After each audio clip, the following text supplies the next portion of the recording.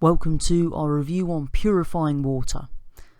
First thing that they like to ask you, particularly on the foundation paper, is what the water sources actually are. And when we're thinking about our typical water sources, particularly in the United Kingdom, then we've got reservoirs, lakes, rivers and aquifers.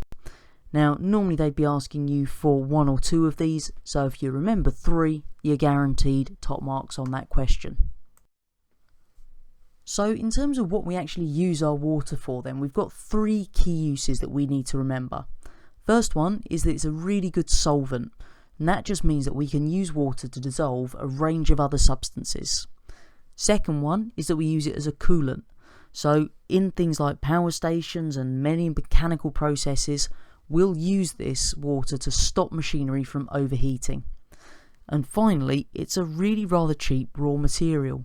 So we'll use it in a whole range of different chemical processes as one of the raw materials for the whole thing, because it's cheap. If we think about the water that we get from those water sources, we're not really going to wander up and start drinking from a river. It wouldn't be the best idea, because in addition to all the things that we can see, like leaves and twigs and so on, then there'll be things we can't see, things like microbes, nitrates if there's for farmers' fields nearby from the fertilizers.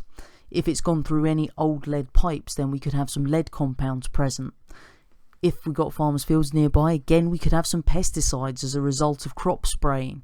And finally, there will also be dissolved salts and minerals present from where the water has just transferred through different soil and rock. The process by which we're going to purify our water then has three key stages to it.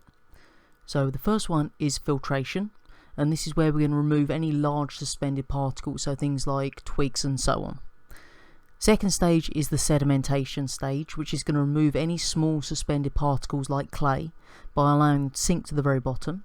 And then finally, the third stage is the chlorination stage, which is where we'll add chlorine gas to the water, and that will then kill the microbes that are present in it.